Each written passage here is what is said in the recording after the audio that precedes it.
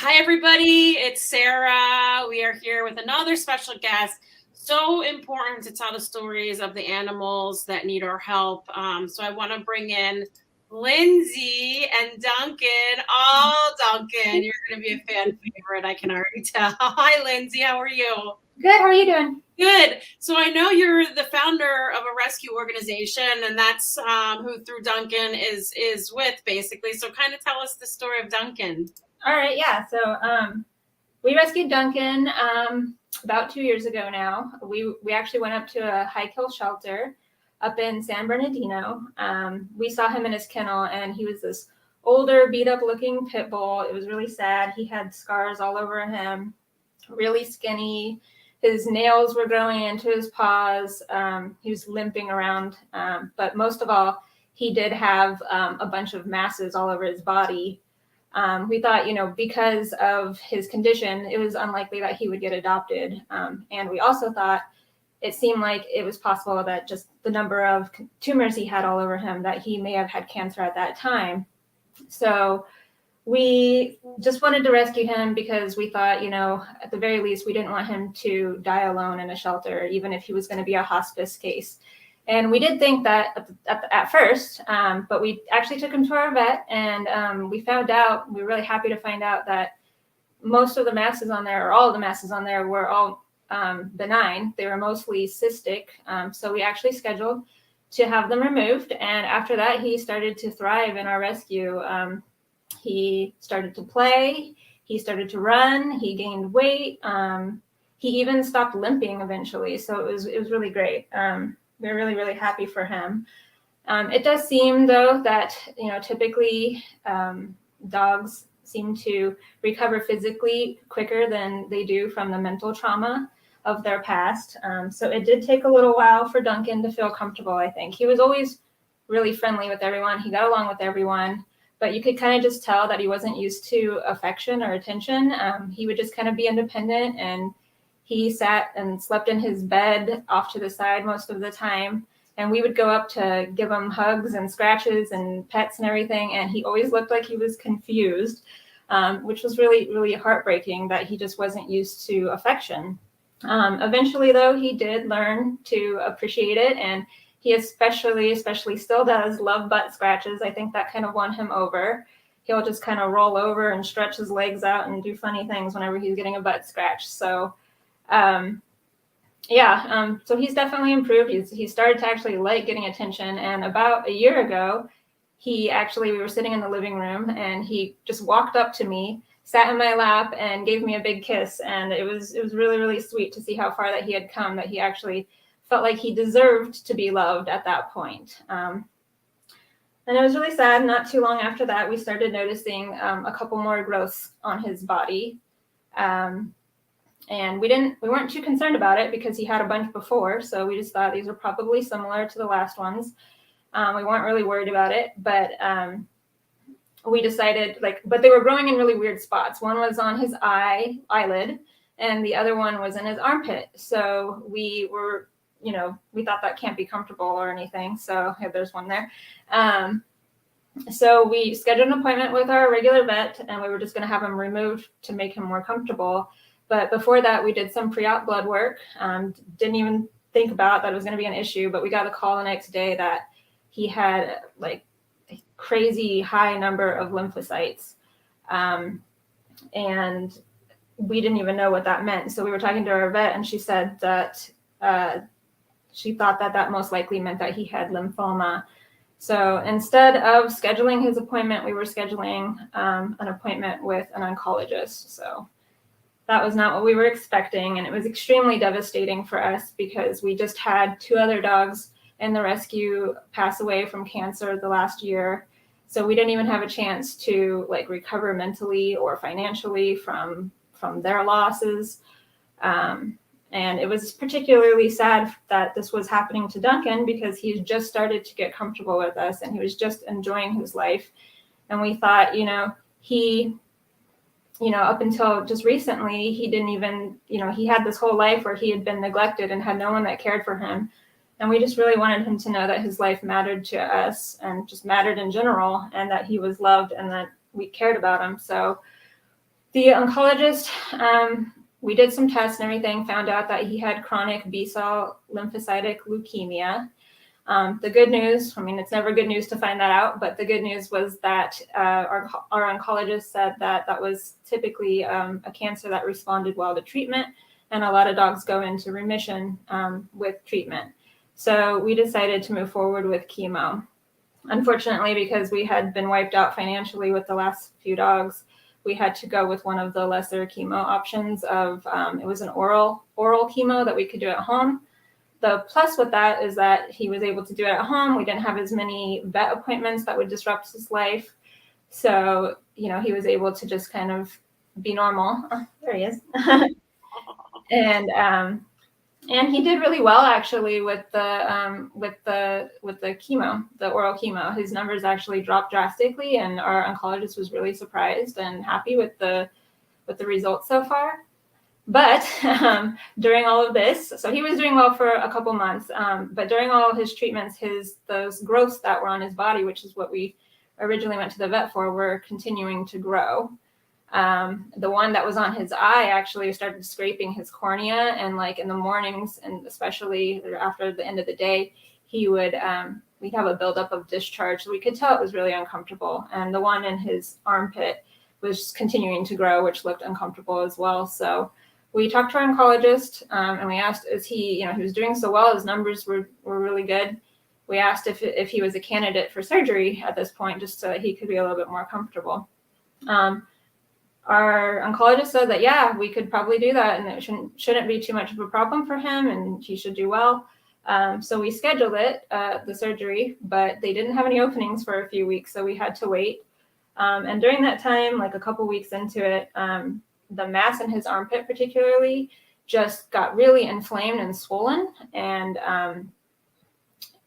like he didn't want to walk anymore. He stopped eating, like he clearly was not feeling well.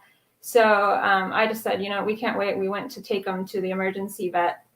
And on the way to the emergency vet, the mass actually ruptured in my back of my car, and he was bleeding everywhere. There was tissue coming out. And I honestly thought at that time that we were going to lose him.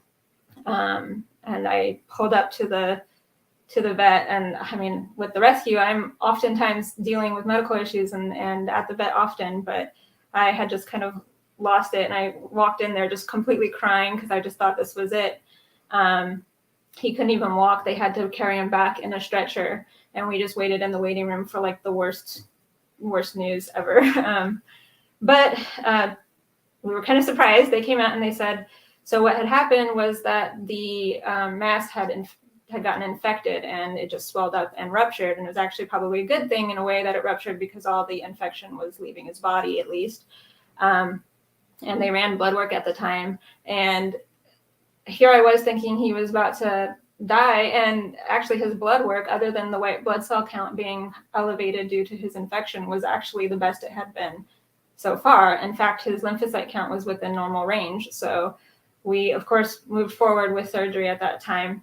But the rupture had caused a really large hole. And so the surgery itself took over 3 hours to remove the remaining. We thought most of the tumor was out already, that had fallen out, but there was actually more growing up into his chest and in his muscles. They had to scrape the muscles with one of the scalpels, I heard, and it took over 3 hours to remove it all because it was branching out everywhere. They sent out the mass after they removed to the lab. And the histopathology report came back that it actually was cancerous. So he was fighting 2 types of cancer at the same time, which was really awful. The good news, though, was that the type of cancer that they found in that mass was not typically a cancer that metastasizes. So they said that if it was removed completely, that it should no longer cause any problems and they should be cured. And the other good news is that the results came back that our vet had gotten good margins. So we didn't have to worry about that anymore. But the healing process was pretty complicated for him because it was such a large hole that they had to stretch his skin tight to sew it back together. And it was so taut. And it was also in his armpit, which is a high friction area, they said, it had very high chances of reopening and that he needed to stay on bed rest until it healed. So we actually, we took him home. We did everything we could just to keep him busy with Kong, streets, puzzles. We were with him 24/7 to keep an eye on him and everything and keep him, entertained, I guess, while he healed. And even getting up to go to the bathroom irritated him. So at one point his stitches even tore at that point, and we had to go get it redone. And it took over a month for him to completely heal. But because it was such a hard process to go through for him, we were talking to our vet, and they said that we needed to stop doing his chemo treatments during that time because that would prohibit healing. So we had to stop for over a month on his chemo. And of course, we were really worried about what that would mean for his cancer, his leukemia.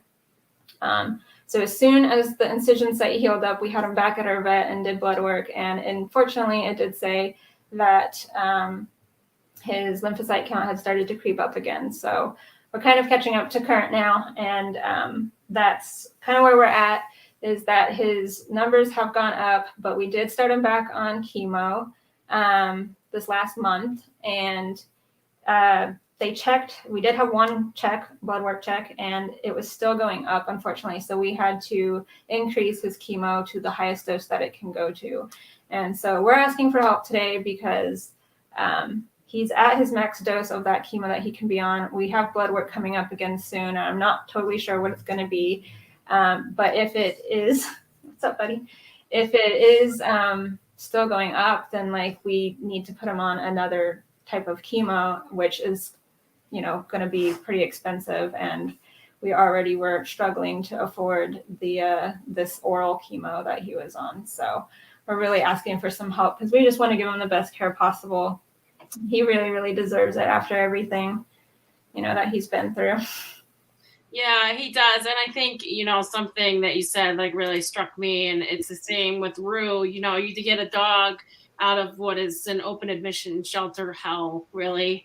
And knowing that their past probably wasn't that great when you're having to do all of these surgeries and get all of this vetting. And it's so hard to wrap your brain around that dog then being, possibly terminally ill. It's really, really messes with your brain. So I feel you on that. And then, so he's your dog, right? But I mean, he's the rescue dog, but he's living with you. He's yours. Yes.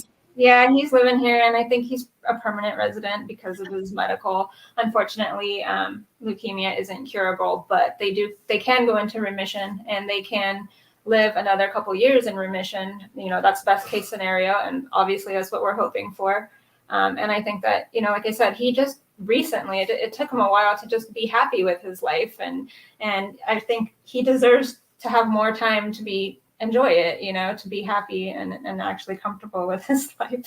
Which brings me to this picture, which I saved because it's too cute. And I know that you wrote, I think in your application, that he has friends now, which, I know you took it slow in the beginning, and I love what you said about him, kind of just being like, I don't even know how to live. And now, I could see his chin resting on your leg there. It's just, those pictures are so cute and so heartwarming. And, he's a Rue dog now, so he's on Team Rue. But Lindsay, I did want to tell you that we are going to pay your bills. Wow. Thank you. Yes. So I added up some of the bigger bills. So it's $3,540.52 that I can get you today to help, with the future. And then please, just let me know, what else is going on and what else you need help with. But that I can at least help you with now to kind of, get some money back into your account to help him for the future. That's so amazing. I'm really, really grateful. I mean, I know Duncan's grateful, even though he doesn't seem like he's just laying around. I mean, and also too, he's pretty tired right now. We just had lunch, so he's napping now, but he actually is still doing pretty well overall. He still plays. And he, like you showed, he does have friends. He's one of our long-term dogs that we've had. And, it's hard to get older pit bulls out anyway, and of course we're not going to at this point because of his medical issues, but he keeps a lot of the little dogs and the other scared dogs company. And you know, a lot of people are afraid of this breed, but he's actually like the biggest sweetheart, and all the other dogs know it. Yeah. Yeah, that's what I love. I do love that about pit bulls, that show the other dogs the way, you know, especially knowing, you know, they're coming probably from the same scenario that he is. So thank you, Lindsay, for sharing your story. You know, as I always say, rescues have our whole heart. You know, they're doing the work that's really hard. That's where Rue came from, in an open admission shelter. And it's really tough. And I know for you right now, it's really tough because I know your shelters are overflowing just like ours are. Yeah, and it's really difficult. And when you pull a sick animal like this, it drains your funds quickly. So we're honored to help. Please, if anybody wants to donate to Duncan, do that today. We really appreciate it. Thank you, Lindsay, for joining us. We really appreciate it.